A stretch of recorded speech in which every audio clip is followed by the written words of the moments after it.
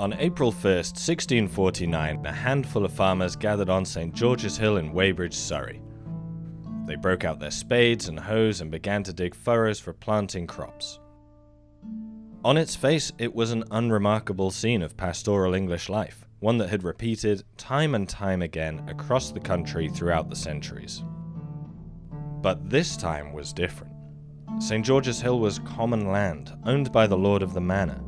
In times gone by, peasants could utilize common land for personal use under a wide variety of circumstances. But widespread agricultural enclosure had turned these semi-public spaces into, effectively, the lord's private property, and by the mid-17th century, its use was tightly controlled. By planting on this hill, these farmers were breaking the law, which is exactly what they intended to do. For the next 5 months, they would occupy St. George's Hill in an act of defiance, not only against feudalism, but against the very idea of state power itself.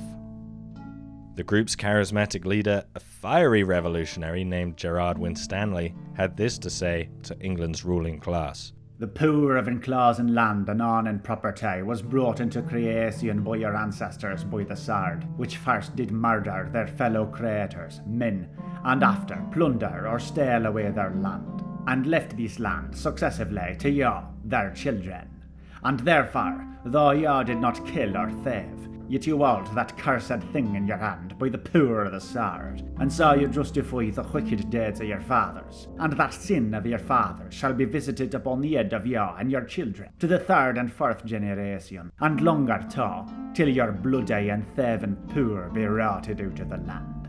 The diggers, as they became known up on St. George's Hill, caused a national stir, and no wonder. Their ideas are radical even by today's standards. They may seem to be centuries ahead of their time, but the diggers didn't consider themselves to be terribly forward-thinking. Their ideology was firmly rooted in the Puritan movement of 17th century England. Their justifications were biblical.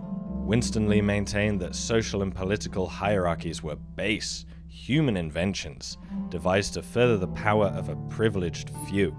He reasoned that God had never intended for one group of men to lord over another. Instead, humans and animals should share the bounty of the natural world as a common treasury for all, as Adam and Eve had in the Garden of Eden. By June of 1649, the diggers had generated enough alarm within the halls of Parliament for Thomas Fairfax, Commander-in-Chief of the New Model Army, to ride to Surrey to investigate these mad lads and lasses and learn more about their strange ideas. Famously, in one meeting, Winstanley and his compatriot William Everard refused to acknowledge Fairfax's rank by removing their hats in his presence. Fairfax, they said, was but their fellow creature, and besides they had bought their hats to wear on their heads, not hold in their hands. The diggers' fame burned brightly but briefly, and they quickly fizzled out as a movement, partially due to a lack of support from their fellow commoners, and partially due to systematic sabotage by the local lord. But their ideas are strikingly modern, the power of their words cutting through time like a knife through butter. Shockingly, for their time and place, they believed that all men were created equal. Today, St. George's Hill is a private gated community with a golf course, tennis club, and over 400 luxury estates with an average sale price of £4 million. Fucking Elton John lives there.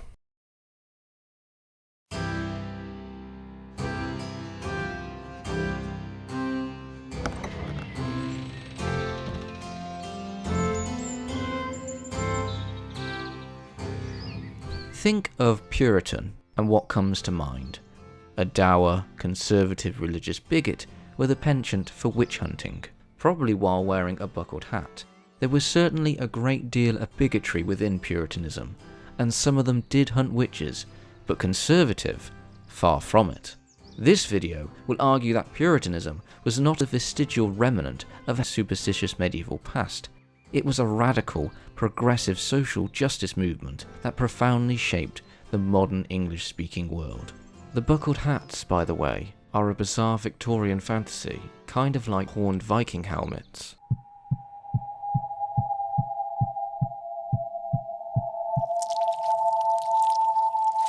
First, let's determine what a Puritan was.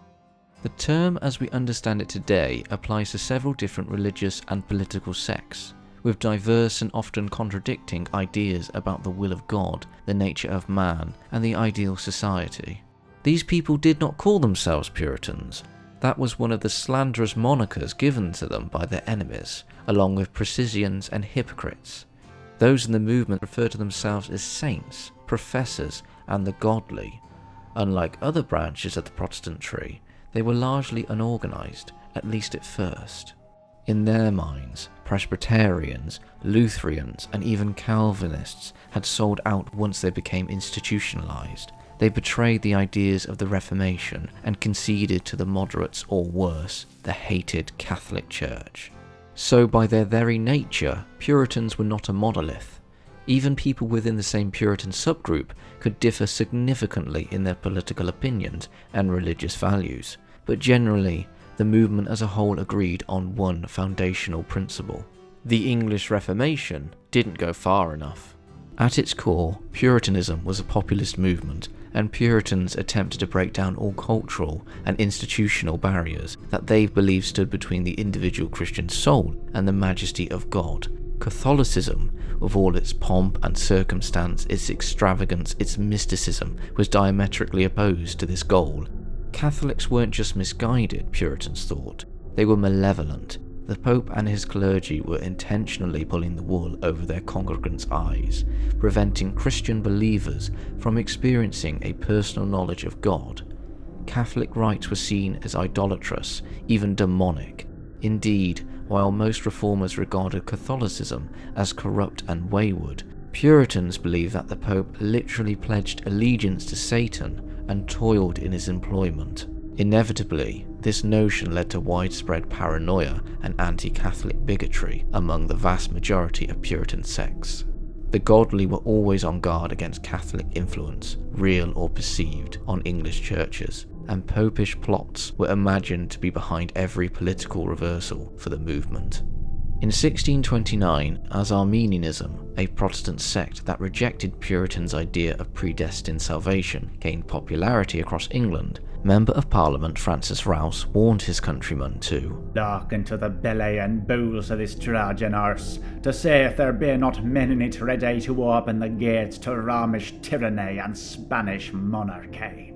For an Arminian is the spawn of a papist, and if there come the warmth of favour upon him, you shall see him turn into one of those frogs that rise out of the bottomless pit. And if you mark it well, you shall see an Arminian reaching out his hand to a papist to a Jesuit gives one hand to the Pope and the other to the King of Spain. These men have enkindled a fire in our neighbour country. Now they have brought over some of it hither, to set on flame this kingdom also. The dread of sneaking Catholicism was ever present in the movement. Ultimately, Puritans' charges of papistry against political enemies became so ubiquitous and overused that the accusation lost almost all meaning, and the Pope became a more devious and detestable boogeyman than even the devil himself. Sadly, Puritan bigotry against Catholics enjoyed a centuries-long transoceanic legacy. As late as the mid-20th century, paranoia about a papist takeover of Protestant society was mainstream in the English-speaking world. While running for president in 1960, Irish Catholic John F. Kennedy had to repeatedly reassure Americans that he was not some sort of papal puppet who would make Catholicism the state religion of the United States. I've stated in my judgment that there is no conflict. There is no conflict between my responsibilities as a public official, carry out my duties and obligations, and my faith. Here in the United States, Episcopalians, Lutherans, Catholics, Jews, Presbyterians, Methodists, all of us, happen to believe that we do not want an official state church. I would be opposed to it. If there were 99% of the population were Catholics, I would still be opposed to it. I am committed, as a matter of personal, deep conviction, to the separation. Now, what is there left to say? What could I say? Religious discrimination can never be defended, but it can be contextualized, and though their anti-Catholic bigotry was deplorable and xenophobic, Puritans also had legitimate ideological qualms with the Vatican, which are harder to dismiss. In the 17th century English mind, the Catholic Church represented the failing status quo. It was a profoundly unjust institution, broken beyond repair. Its power was absolute, and power had corrupted it absolutely. Christian spiritual welfare was not a concern for the See of Rome. Its only goal was the aggregation of more power and more money. And there was some truth to this view. The Church was wealthy, powerful, and active in furthering its political interests all over Europe through military force and diplomatic intrigue. To combat such a foe, Puritans would have to become politically active also. Their ultimate concern was to create a utopian Christian society, while Catholics, Anglicans, and other conservatives believed that the fall of Adam had rendered humanity inherently corrupt, creating a need for societal order through rigid hierarchies. Puritans were more optimistic. They thought that as long as people kept sincere faith and lived according to God's laws, a truly benevolent civilization was not only possible, but divinely ordained.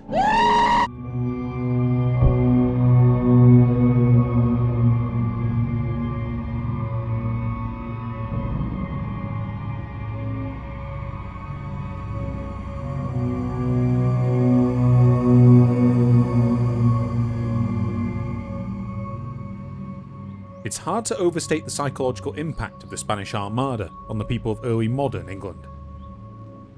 A massive fleet, dispatched by the most powerful empire the world had ever seen, sailed into the Channel intent on subjugating the country and forcing its people to practice an anathemic religion. And after a desperate fight against impossible odds, it was defeated not only by English pluck, cleverness and innovation, but by a massive providential storm, a Protestant wind that cast down the unbelievers and unequivocally demonstrated divine favour for England's cause. God and nation working together to preserve the ideals of liberty and self-determination from the forces of tyranny and corruption. The victory provided England with a powerful national narrative, one that set it apart from the Catholic-dominated continent. Unlike the French, Spanish and Italians, who languished in spiritual ignorance under the Papist heel, the English were fundamentally a free people, the true stewards of Christianity. And as such, many English thinkers began to take the ideas of the Reformation to their logical conclusions. If the Catholic Church was corrupt and power-hungry, then perhaps all churches were. Didn't Jesus himself say as much in his rebuke of the Pharisees? If the Catholic Mass was an idolatrous rite, then perhaps the Anglican one was too. Isn't idolatry of any kind expressly forbidden in God's commandments? And if the Catholic priesthood was an elitist institution, then perhaps authority itself was inherently oppressive. Didn't God promise in Ezekiel to make the high tree low and to set the low tree on high? With this intellectual leap, the cat was out of the bag. As the 17th century dawned, numerous independent religious sects sprang up all over England, and the movement we call Puritanism began in earnest. Its cornerstone was free thought, the democratization of ideas. Scores of uneducated self-appointed preachers gathered huge ad hoc congregations in the city of London, to the horror of Anglicans and religious moderates. The invention of the printing press is often credited as the key to the Reformation's success. The Puritan movement relied on it as well, and independent sects spread their ideas through pamphlets and quartos, which were read, passionately debated upon, and vociferously responded to. This discourse proved immensely productive in shaping early 17th century Puritan thought, and state censorship led some, like the poet John Milton, to argue for freedom of the press in stark, unapologetic terms. Since therefore the knowledge and survey of voice is in this world so necessary to the constituting of human virtue, and the scanning of error to the confirmation of truth, how can we more safely, and with less danger, scoot into the regions of sin and falsity than by reading all manner of tractates and hearing all manner of reason? Distrust in authority was endemic in England. Unfortunately for just about everyone, King Charles I was a big believer in absolutism and the divine right of kings. He also had a papist wife to boot. It was too much for the Puritans, so they lopped his head off. In 1646, Puritan pamphleteer Richard Overton wrote, "Every man by nature is a king, priest and prophet in his own natural circuit and compass." The English Civil War led to a revolution of ideas in the Puritan movement, and these sorts of strikingly modern, fiercely democratic sentiments were not uncommon. The diggers' very existence was a testament to the seismic social and religious shift that convulsed England in the 1640s, and they were by no means alone in their radicalism. The most successful radical sect in this period was a group of activists who came to be known as the Levellers. More cosmopolitan and educated than the rural diggers, the Levellers believed in universal male suffrage, the immediate abolition of the monarchy in the House of Lords, and equality of all men before the law. Human beings were born with God-given rights, Levellers maintained, and the role of government was to safeguard those rights. If the government ever became tyrannical or repressive, the people then had a right and a duty to rebel against it. Many parliamentarian thinkers, when advocating for the rights of common people, referred to themselves as freeborn subjects to the king. Early in the war, Leveller John Lilburne conspicuously abandoned this vocabulary, instead using the incendiary phrase, freeborn Englishmen. Levellers were not fighting for their liberties as coward subjects, but as citizens. The inheritance of our fathers, and the birthright of us and our children, is our fundamental laws and liberties, franchises and privileges that God, nature, and the just customs of the land in which we live have given us. The Levellers had faith in Parliament and representative democracy as the vehicle for their utopian mode of government, but their loyalty to the Roundhead cause was conditional. They believed that the people could revoke the power they had entrusted to elected representatives at any time and for any reason. This kind of talk frightened the Levellers' wartime allies in Parliament, and several prominent Levellers were censored and imprisoned for their views. Parliament stuck the aforementioned Richard Overton in the dock for seditious writing, and in 1646 they arrested his wife Mary for a similar offence. Whilst languishing in jail, Mary wrote a petition to Parliament, pointing out that their long imprisonment without redress violated their rights under the Magna Carta. In her closing arguments, she did not hold back. If, for your petitioners' plainness with you, and just desires for redress of our most insufferable grievances, ye shall be provoked to exercise further cruelty and affliction, either upon herself or her husband, it will be a certain confirmation to all that shall hear of it, which shall be the whole kingdom, if your petitioner's husband miss not of his aim, that you are absolutely resolved, if possibly ye can, to enslave the common people of England to a lordly arbitrary vassalage and bondage, to conquer and destroy their laws, rights, liberties and freedoms, and to turn co-usurpers and joint tyrants with that Norman broad, insolent, domineering tyrants and usurpers, the House of Lords. Leveller invective against parliamentary abuses of power did not end there, and in the spring and summer of 1647, the alliance between Puritan radicals and moderate parliamentarians finally broke down. In the Leveller view, Parliament had abused its power and broken its trust with the people, thereby forfeiting its claim to civil authority. So the Levellers and their associates found new allies in the new model army, at the time a hotbed of democratic radicalism. In many ways, it was a marriage of convenience. In the lull between the First and the Second Civil Wars, the army was the only morally uncompromised administrative body left in England. In June of 1647, it had seized the captive King Charles from parliamentary custody, firmly establishing itself as a radical political force independent of Oliver Cromwell's regime. Civilian and military radicals did not agree on everything, but they could make common cause against Cromwell and the landed gentry of Parliament. Though an MP himself, Colonel Thomas Rainsborough spoke for many in the army when he said, "We would fair know what the soldier hath fought for all this while. He hath fought to enslave himself, to give poor to men of riches, men of estates, to make him a perpetual slave."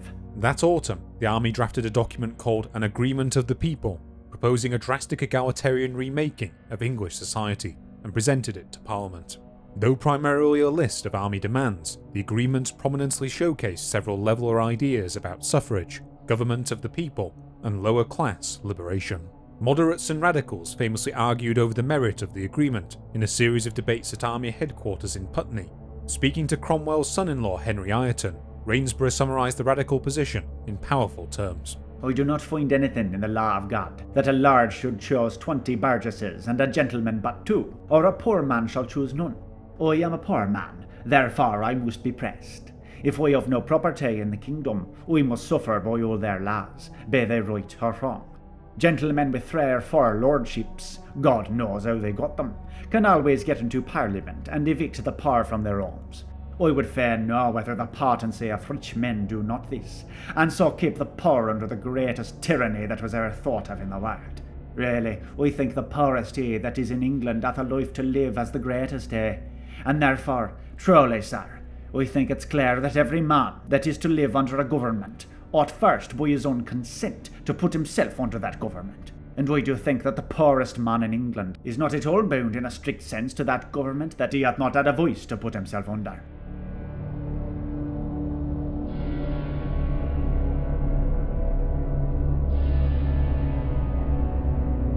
The escape of King Charles from army custody abruptly ended the Putney debates, and soon England was plunged into another bloody civil war. Cromwell sowed division amongst the radicals, who fragmented into squabbling factions. By 1650, the Levellers were effectively neutralised as a political force. Cromwell's Commonwealth proved to be just as dictatorial, arbitrary and repressive as the monarchy had been, with disastrous consequences for the people of the British Isles, especially Ireland. Cromwell's death left the regime rudderless, and in 1660 the monarchy was restored with the coronation of Charles II. Progressive Puritanism had reached its high-water mark, with the Levellers and army radicals making their case at Putney. For one brief, tantalising moment, democratic egalitarianism nearly broke into the political mainstream, hundreds of years ahead of schedule. Instead, the movement faltered, and all the work of men and women like Richard and Mary Overton, Gerard Winstanley, John Lilburne, John Milton, and countless others came to naught. The sun had set on Puritan England, but the movement still retained one last foothold at the edge of the wilderness on a far distant shore.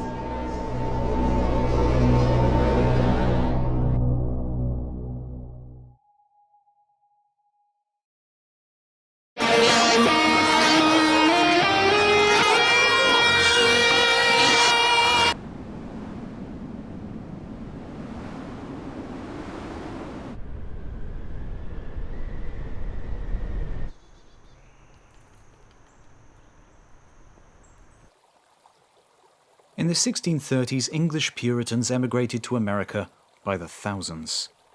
They built their first villages on land belonging to the Wampanoag and Massachusetts nations, in a region that had been known from time immemorial as the Dawnland. Barely 20 years earlier, an epidemic had devastated these native nations and severely depopulated Dawnland's Atlantic coasts, leaving them wide open for English settlement. In Dawnland, which the new arrivals quickly rechristened as New England, the Puritan movement had a unique opportunity to build their ideal society. A city upon a hill, in the famous words of Massachusetts Governor John Winthrop. But they quickly discovered that it had been much easier to agitate against an unjust system in England than it was to create an entirely new one in America. Puritans founded 4 major lasting colonies in New England: Plymouth, Massachusetts Bay, Connecticut, and Rhode Island. The movement would manifest itself differently in each colony over time, but in the interests of brevity, this video will focus primarily on Massachusetts, the most populous of the 4.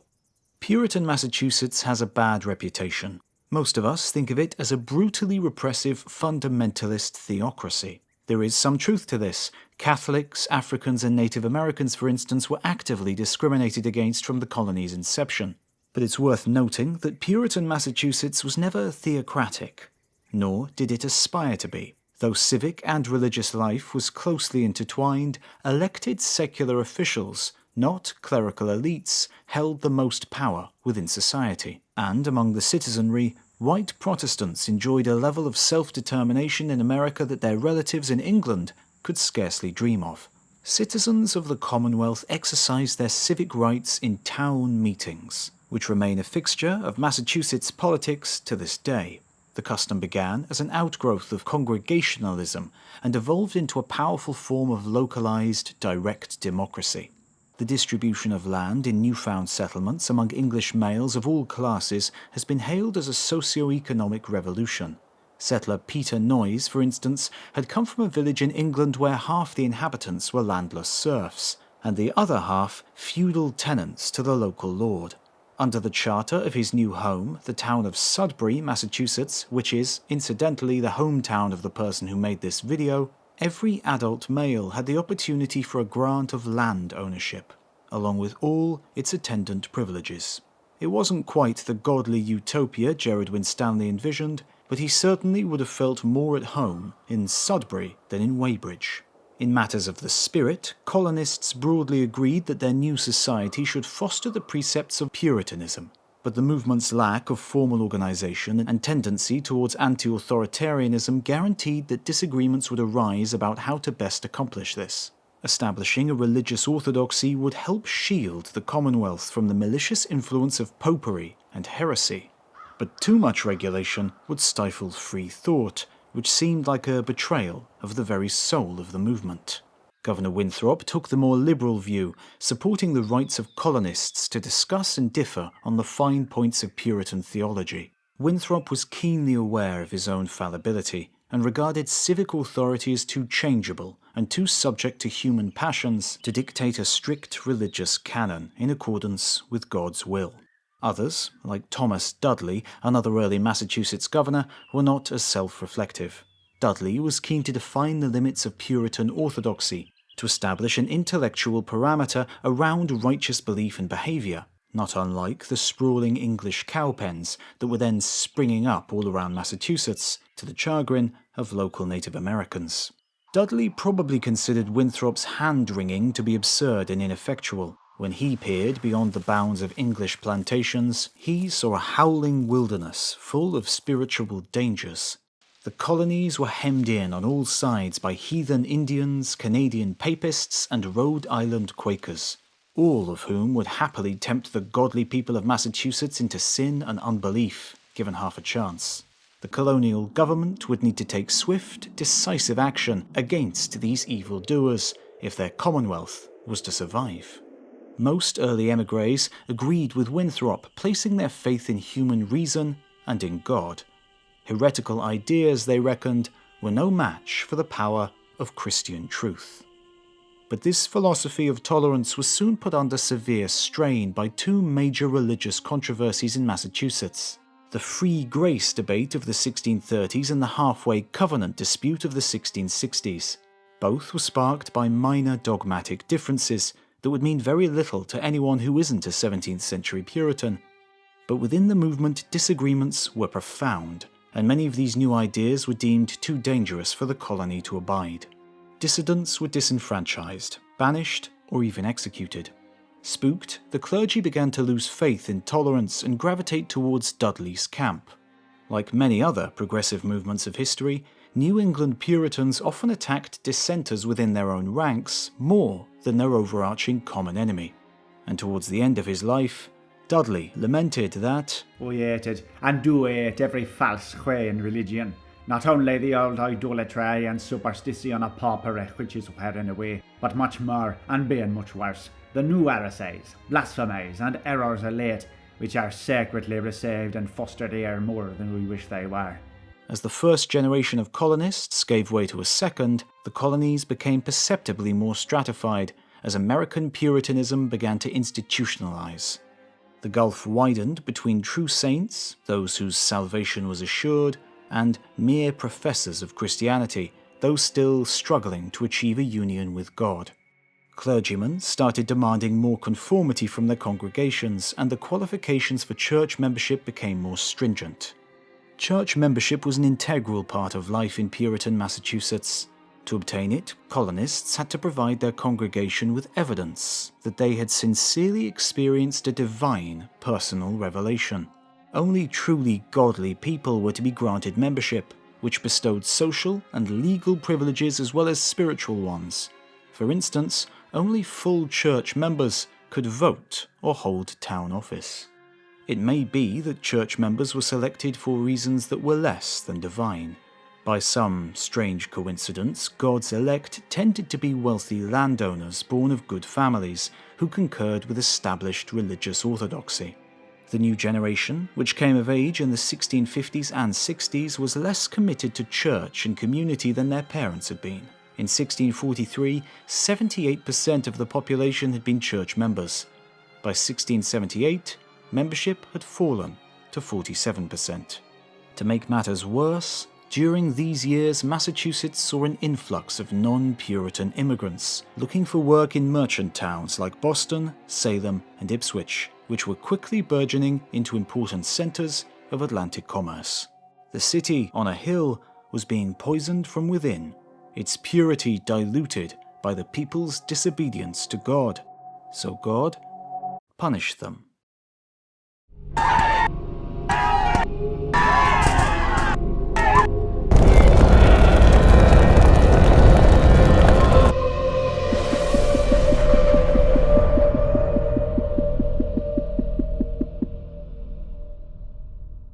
During the first half-century of New England's existence, English settlers and Native Americans lived side by side.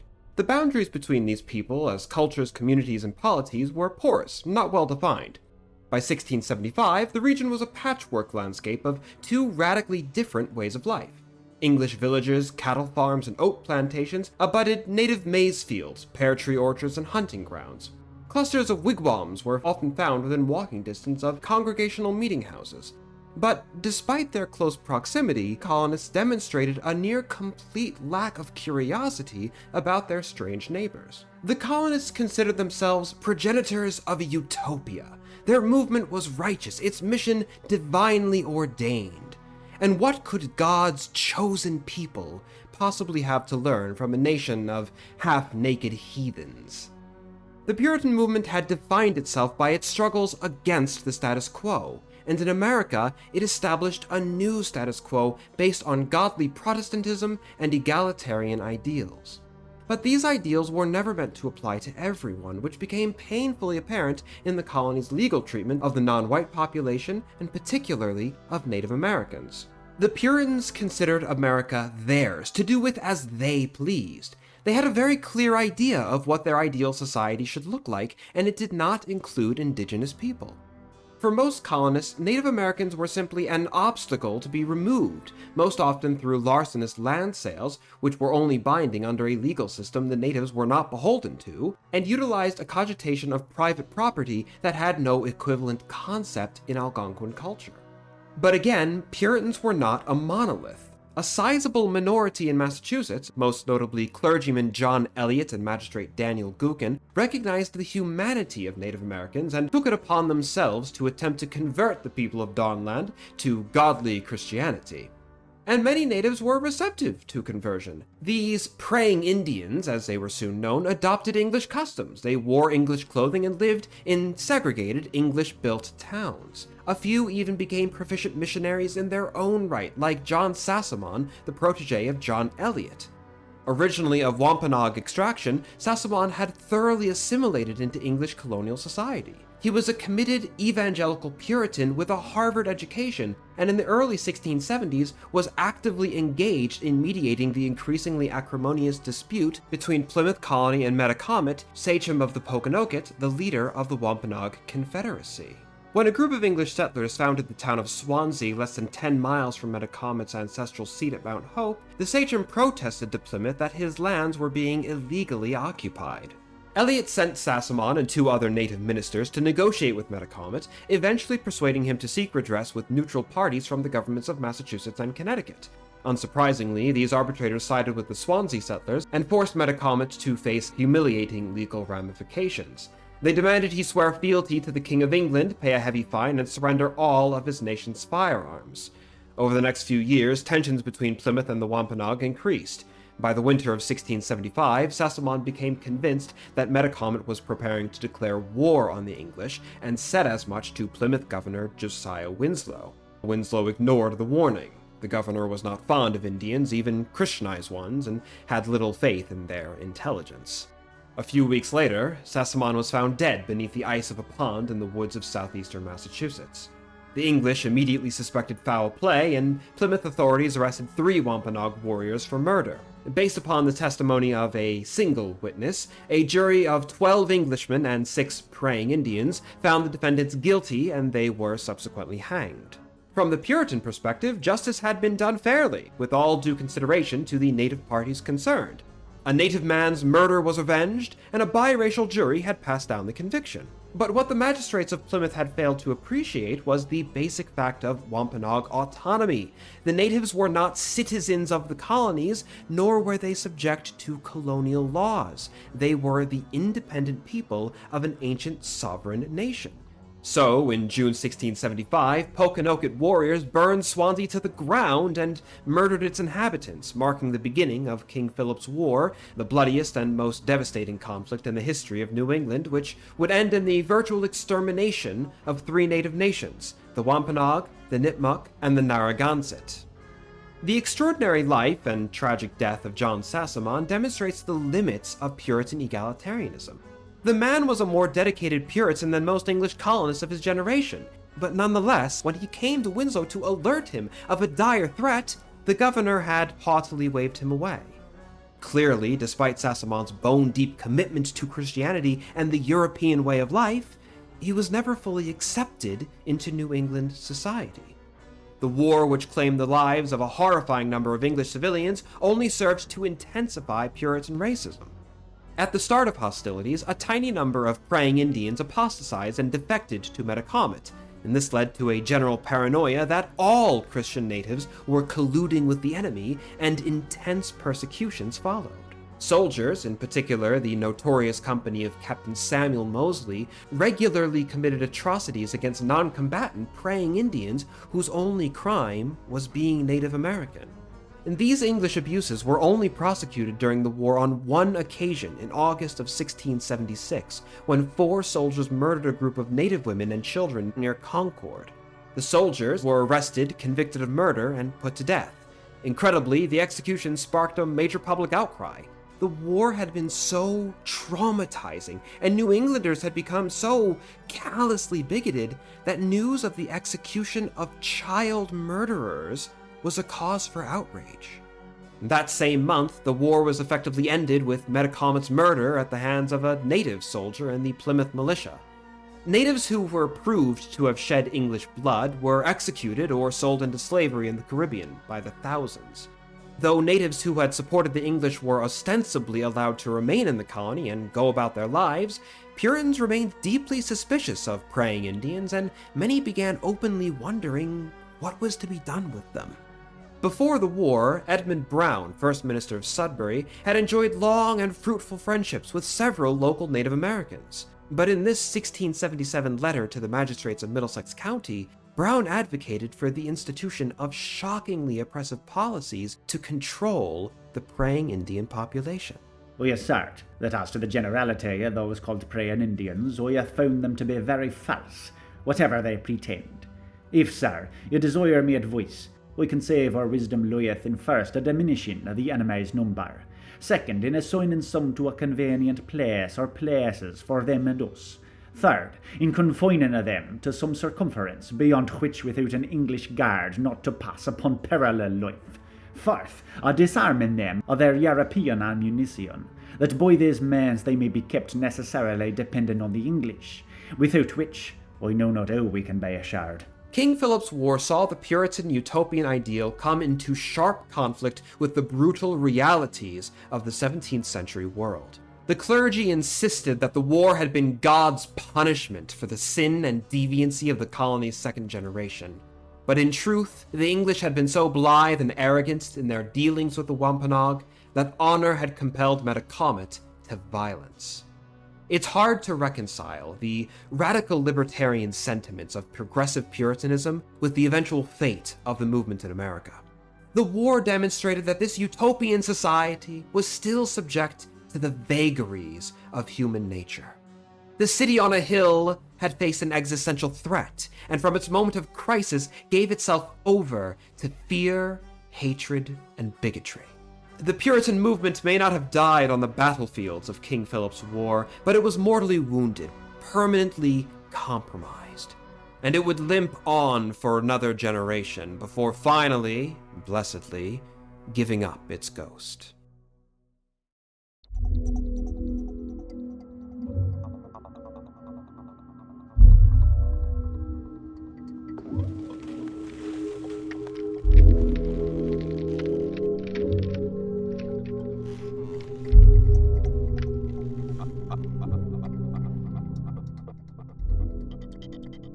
Puritan colonists believed that the North American continent was the domain of Satan, who was actively working through unseen supernatural means to thwart the New England experiment.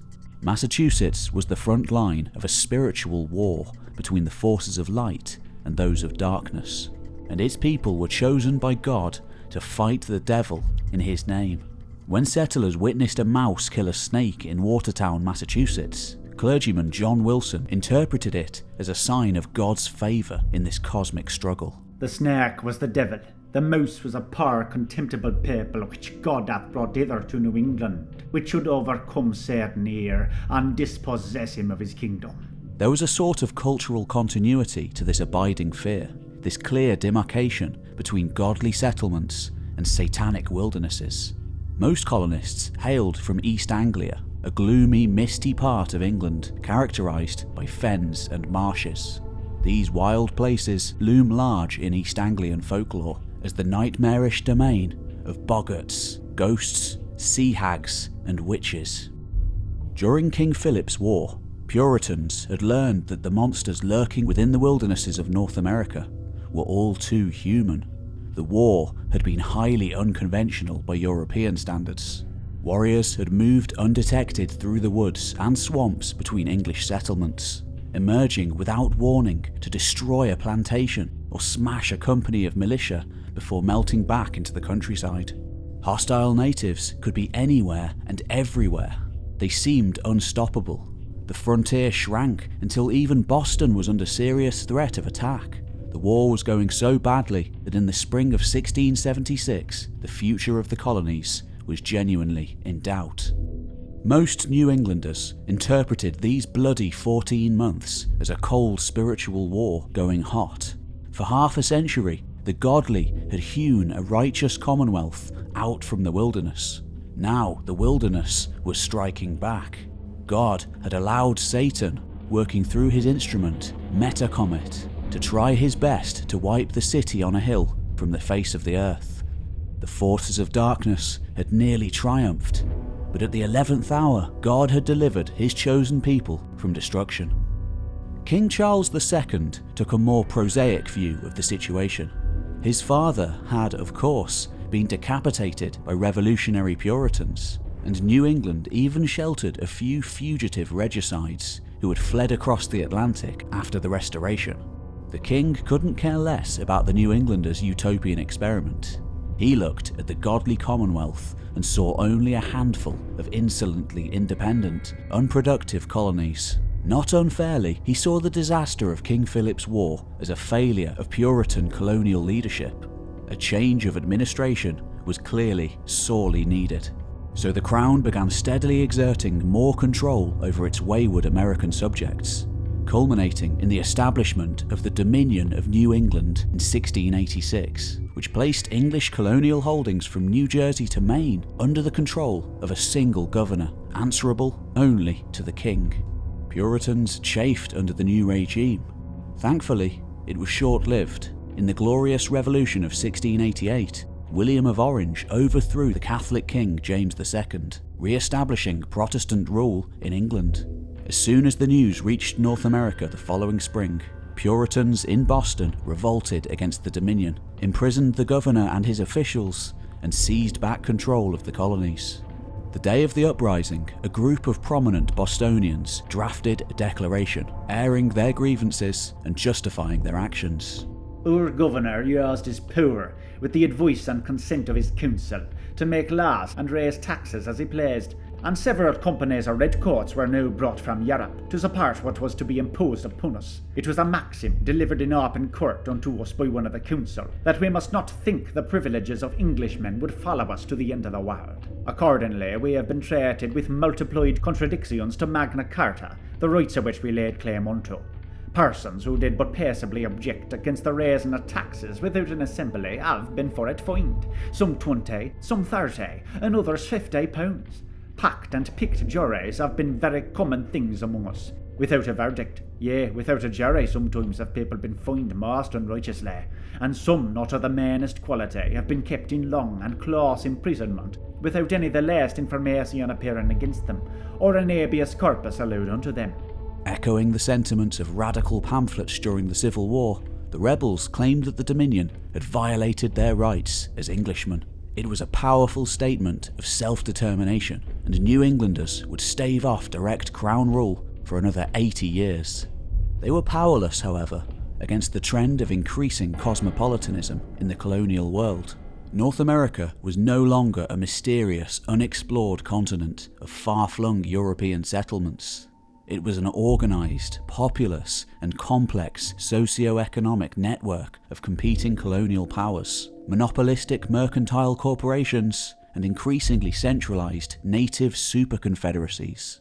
Simply put, the Atlantic world was getting smaller, and as a cog in the machine of global politics, the city on a hill could not survive. But the ancient East Anglian fear of the wilderness still remained in the Puritan psyche, and it would fuel the movement's last gasp of cultural relevance before it disappeared forever.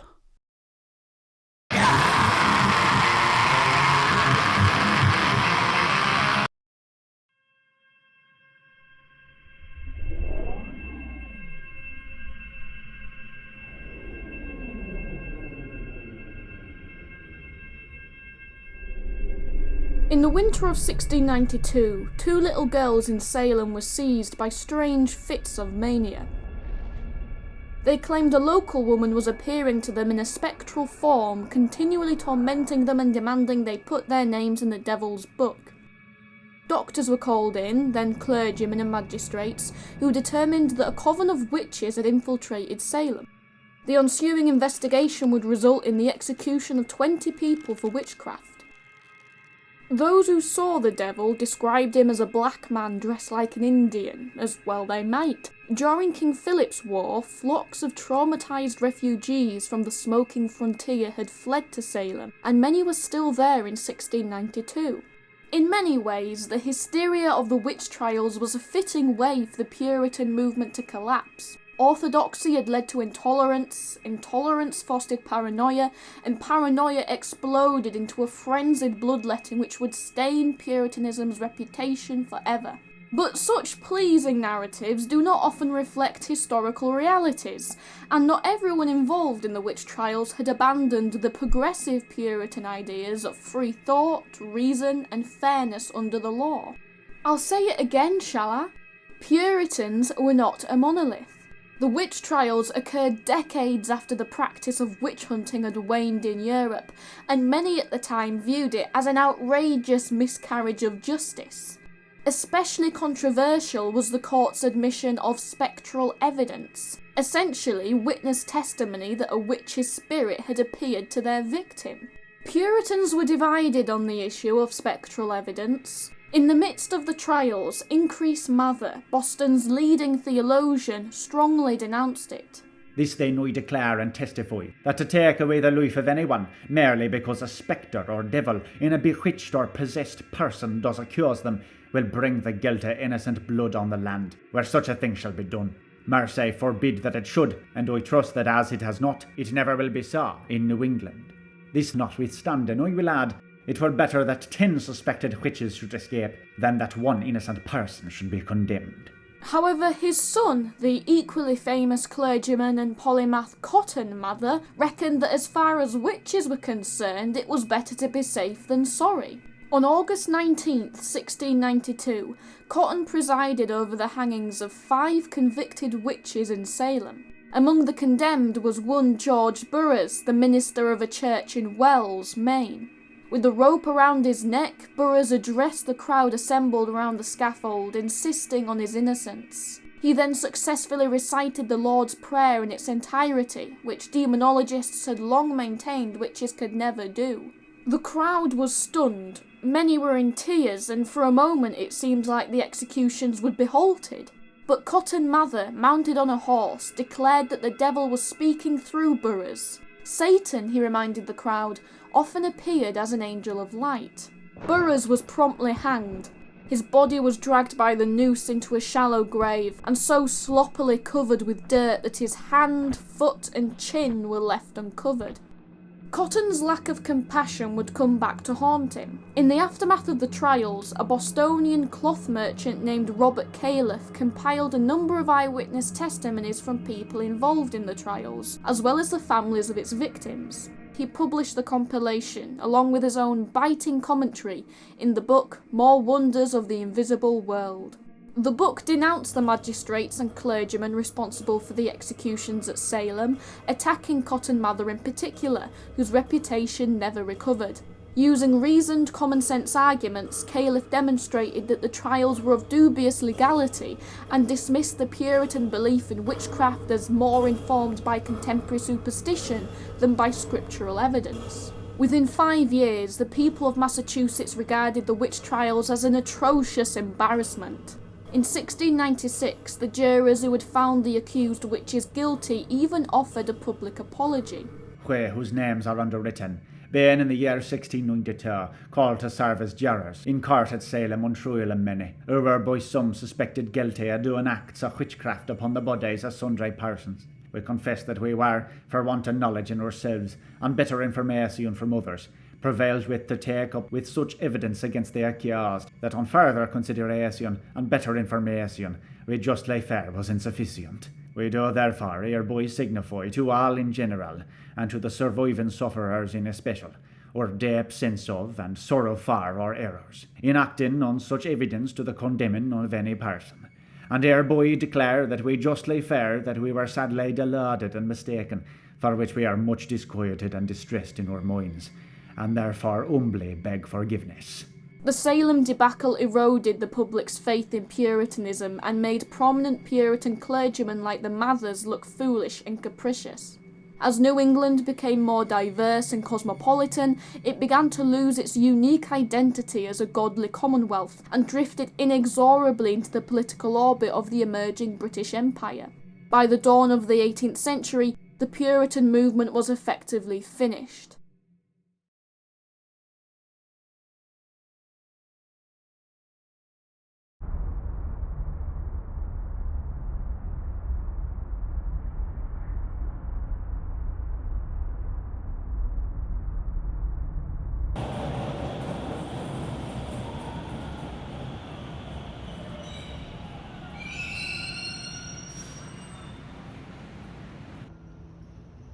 Benjamin Franklin was born in Boston in 1706, as the third and final generation of New England Puritans was starting to die off. When he was 15 years old, his brother James started a newspaper, the New England Courant. Young Benjamin, quite the budding scribbler, tried repeatedly to get his work published in it, but James refused him at every turn. So Benjamin invented an alter ego, the middle-aged widow Silence Dogood, who wrote opinion pieces that Benjamin slipped under the door of James's printing shop. The often humorous editorials commented on current events in and around Boston, and Dogood minced no words in her critiques of the wealthy and powerful. Through Dogood, Ben Franklin addressed such weighty issues as freedom of speech and the consent of the governed, familiar territory to the progressive Puritan agitators of the last century. But Franklin approached these subjects with one key difference. Whereas Puritans thought of egalitarianism and freedom in the context of godly Christianity, Franklin rejected religion almost entirely. In one Silence Dogood letter, he went so far as to say that religious zeal actually inhibited good government. It has been for some time a question with me whether a commonwealth suffers more by hypocritical pretenders to religion or by the openly profane, but some late thoughts of this nature have inclined me to think that the hypocrite is the most dangerous person of the two, especially if he sustains a post in the government. A public hypocrite every day deceives his betters and makes them the ignorant trumpeters of his supposed godliness. They take him for a saint, and pass him for one, without considering that they are, as it were, the instruments of public mischief out of conscience, and ruin their country for God's sake.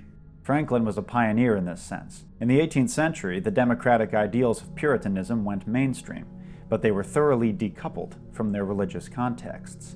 Thomas Jefferson famously declared that human equality was self-evident, and that God endowed individuals with inalienable rights under the law. The language of much of the Declaration of Independence would have been very familiar to the Putney Radicals, or to the Bostonians who overthrew the Dominion of New England. But Jefferson was by no means a godly man. He wasn't even a practicing Christian.